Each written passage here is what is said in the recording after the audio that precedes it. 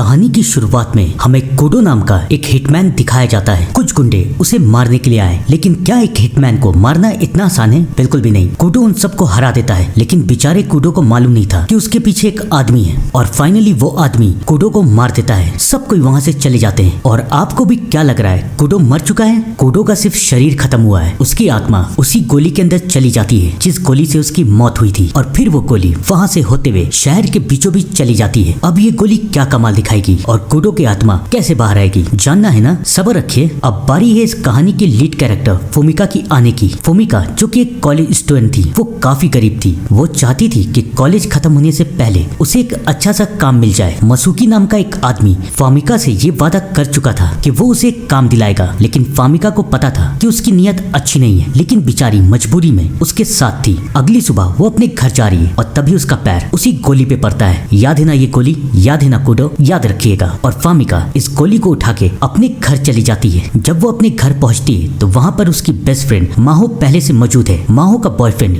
उसे बहुत तंग करता था और अक्सर माहो अपनी दोस्त के घर आ जाती थी। फामिका उसे समझाती है कि अपने बॉयफ्रेंड को छोड़ दो, लेकिन माहो उससे प्यार करती है। दोनों के बीच में बहस हो रही है, लेकिन तभी फामिका ये देखती है कि उसके घर में ये आदमी कौन है और इसके सीने से खून क्यों निकल रहा है। वो और कोई नहीं बल्कि कुडो की आत्मा थी। फामिका अपने दोस्त से पूछती है, ये कौन है? ये क्या तुम्हारे साथ आया है और ये अंदर कैसे घुस गया? उसकी दोस्त कंफ्यूज हो रही है कि यहाँ तो कोई नहीं है, क्योंकि कुडो सिर्फ फामिका को दिख रहा था। अब फामिका ये समझ चुकी है कि ये इंसान नहीं बल्कि आत्मा है। वो चिल्लाने लगती है, भूत भूत बचाओ मुझे बचाओ। माहो से संभालने की कोशिश करती है। फामिका की आंख खुलती है तो फामिका ये देखती है कि कुडो वहाँ से गायब हो चुका है। उसे लगता है कि शायद ये उसकी गलतफहमी थी। अब माहो के बॉयफ्रेंड का कॉल आ चुका है। माहो वहाँ से जा रही है और जाने से पहले वो अपने दोस्त को समझाती है कि आराम कर लो, सब कुछ ठीक हो जाएगा। फामिका को भी ऐसा ही लग रहा है कि ये गलतफहमी है। वो अपना दरवाजा बंद करती है, लेकिन उसके बाद कुडो फिर से वहाँ आ जाता है। वो फामिका को समझाने की कोशिश करता है कि मेरी बात तो सुनो, लेकिन फामिका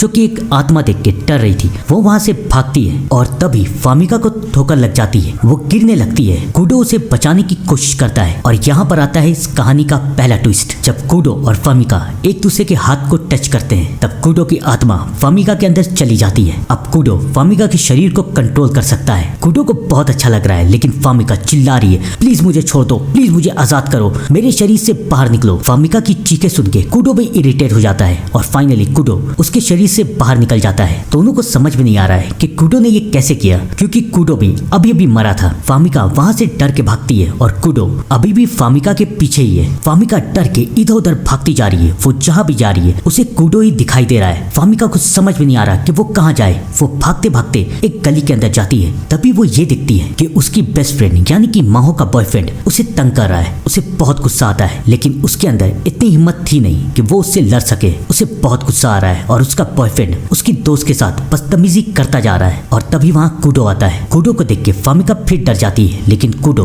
उसे समझाता है कि मैं कुछ नहीं करूंगा, मेरी बात तो सुनो। फामिका को अब यकीन हो रहा है कि शायद कुडो उसे नुकसान नहीं पहुंचाएगा। कुडो उससे कहता है, तुम्हें उस लड़के के ऊपर गुस्सा आ रहा है? तुम्हें अपनी दोस्त का बदला लेना है? तुम्हें उसे मारना है क्या? फामिका कहती, नहीं, मुझे ऐसा कुछ नहीं करना। लेकिन फिर फामिका ये देखती है कि माहो का बॉयफ्रेंड उसे बहुत तंग कर रहा है और उसके बाद फामिका कुडो को इजाजत दे देती है कि वो उसके शरीर में घुसे और उस लड़के को सबक सिखाए। और फिर आता है कहानी का दूसरा ट्विस्ट। कुडो अब फामिका के शरीर के अंदर जा चुका है और जैसा कि मैंने आप लोगों को बताया था कि कुडो एक हिटमैन था, तो उसके लिए एक लड़के को मारना कितनी बड़ी बात है। वो उस लड़के को बेहोश कर देता है। माहो भी फामिका का ये कमाल देख के बहुत हैरान है और तब फामिका माहो को सब कुछ बता देती है। माहो बहुत एक्साइटेड है कि उनके साथ एक भूत है, लेकिन फामिका अब इस भूत से छुटकारा चाहती है। वो कुडो से पूछती है कि मैं ऐसा क्या करूं कि तुम मुझे छोड़ के चले जाओ, तुम्हारी आत्मा को मुक्ति मिल जाए। कुडो कहता है कि मैं जब मरा था तो उस वक्त की याददाश्त मेरी चली गई। मुझे कुछ याद नहीं है कि मुझे किसने मारा है। मैं एक ऑर्गेनाइजेशन के लिए काम करता था। उस ऑर्गेनाइजेशन में किसी ने मुझे मारा है और जब तक मैं अपना बदला ले नहीं लूंगा तब तक मैं यहाँ से जाऊंगा नहीं। मेरी आत्मा को मुक्ति नहीं मिलेगी। फामिका को समझ में नहीं आ रहा कि वो क्या करे। वो कुडो को मना करती है कि मैं किसी को मार नहीं सकती,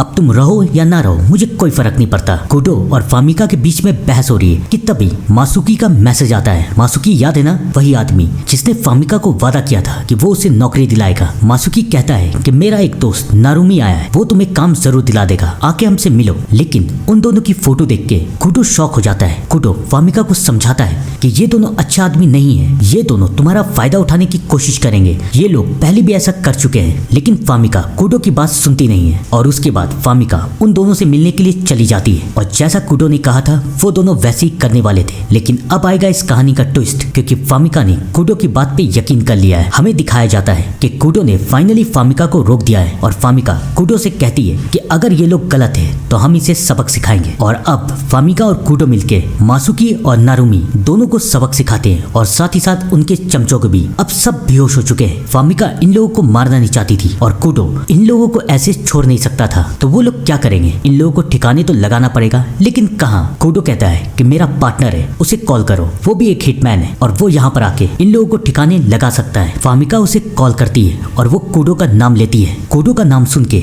उसका पार्टनर वहाँ आ जाता है जिसका नाम है काएहारा। काएहारा फामिका से पूछता है कि तुम कुडो को कैसे जानती हो, और तब फामिका उसे बताती है कि कुडो की आत्मा मेरे साथ है। उसे यकीन नहीं आता, वो फामिका को मारने वाला है कि तभी कुडो फामिका के शरीर के अंदर घुस जाता है और तब काएहारा को यकीन होता है कि कुडो की आत्मा उनके बीच मौजूद है। काएहारा उन सबको वहां से लेके अपने अड्डे की तरफ जा रहा है और उसके बाद वो फामिका से पूछता है कि कुडो की आत्मा अब तक मुक्त क्यों नहीं हुई है। तो फामिका उसे सब कुछ बता देती है कि कुडो की आत्मा तब तक मुक्त नहीं होगी जब तक वो अपना बदला ना ले ले। और उसके बाद फामिका उससे पूछती है कि तुम दोनों जो साथ में काम करते थे ना, तो तुम्हें तो पता ही होगा कि कुडो को किसने मारा है, क्या तुम्हारे गैंग का कोई आदमी है। फामिका की बातें सुन के काएहारा उसे बताता है कि हम जिस ऑर्गेनाइजेशन के लिए काम करते हैं, पहले उसे एक बहुत अच्छा आदमी चलाता था और उसका नाम था द ओनर। लेकिन उसके मरने के बाद उसका बेटा ऑर्गेनाइजेशन का बॉस बन गया। वो बिल्कुल अच्छा आदमी नहीं था और उसके और कुडो के बीच में हमेशा बहस होती रहती थी, तो शायद उसने कुडो को मारा होगा।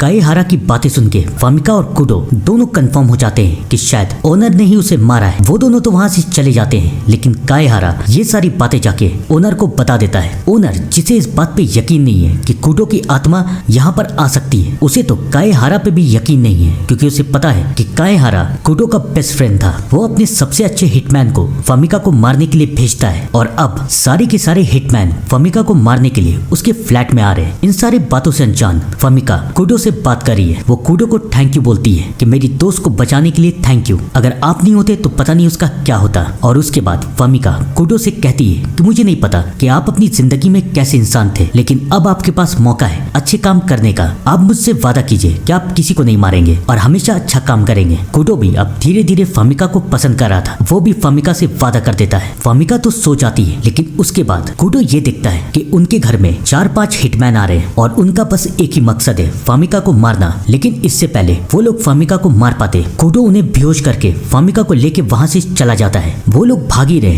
कि तभी उनका सामना काएहारा से होता है। काएहारा उन्हें कहता है कि मेरे साथ चलो, मैं तुम लोगों को बचा लूंगा। यही वो वक्त था जब कुडो की याददाश्त आ जाती है कि उसे किसने मारा था और उसे याद आ जाता है कि वो और कोई नहीं बल्कि काएहारा ही था। क्या आपको पहले से लगा था ऐसा कि काएहारा ने ही कुडो को मारा था? कमेंट करके जरूर बताइएगा। अब कुडो को इतना गुस्सा आ रहा है कि वो काएहारा को मारना चाहता है। दोनों के बीच में लड़ाई होती है। काएहारा हार जाता है और अब वो रो रहा है, वो चिल्ला रहा है कि मुझे मार दो, मैं मरने के ही काबिल हूँ। आपको याद है कि आखिरी बार हमारी क्या बात हुई थी? कुडो को याद आता है कि आखिरी बार उसकी और काएहारा की क्या बात हुई थी। काएहारा उसे मारने के लिए आया था और कुडो को मालूम था कि काएहारा को ये ऑर्डर ओनर ने ही दिया है और अगर काएहारा कुडो को नहीं मारेगा तो वो लोग काएहारा को मार देंगे। तो कुडो ने काएहारा को कहा कि मुझे मार दो और मजबूरी में काएहारा ने कुडो को मार दिया। यानी कि असली जिम्मेदार काएहारा नहीं बल्कि ओनर है और कुडो की आत्मा को तब मुक्ति मिलेगी जब वो ओनर और सारी ऑर्गेनाइजेशन को खत्म कर दे। काएहारा भी ये फैसला करता है कि वो कुडो का साथ देगा और फाइनली वो लोग ओनर के अड्डे में पहुंच जाते हैं। लेकिन क्या ये करना इतना आसान था? शायद आप लोगों ने ध्यान नहीं दिया कि कुडो को चोट भले ही ना लगे, लेकिन फामिका का शरीर खत्म हो सकता है। तो अब कुडो को फामिका के शरीर को बचाते हुए सबको मारना था। एक जंग शुरू होती है और कुडो और फामिका फाइनली सारे हिटमैन और आखिरी में ओनर को भी मार देते हैं। पूरी की पूरी ऑर्गेनाइजेशन खत्म हो चुकी है और कुडो की आत्मा को भी मुक्ति मिल गई। काएहारा भी फामिका को समझाता है कि इन सारी चीजों से दूर रहना, मैं तुम्हारे अकाउंट में पैसे डालूंगा। फामिका भी मान जाती है। कुछ दिन बीत जाते हैं और अब फामिका को एक अच्छी नौकरी मिल चुकी है। लेकिन क्या सच में कुडो की आत्मा आत्मा को मुक्ति मिल चुकी थी। फामिका को फिर से वही गोली मिलती है जिसके अंदर कुडो की आत्मा है। ये भी तो हो सकता है कि काएहारा को कुडो ने नहीं मारा, तो शायद इसलिए उसकी आत्मा अभी भी इस दुनिया में है और कुडो अब बुराई के खिलाफ जंग करता है, बुरे लोगों को मारता है। ऐसा हो सकता है ना? ये पॉसिबल है ना? मुझे लगता है कि इस कहानी का पार्ट 2 भी आना चाहिए। आपको क्या लगता है? कमेंट करके जरूर बताइएगा। तब तक के लिए thank you and good bye.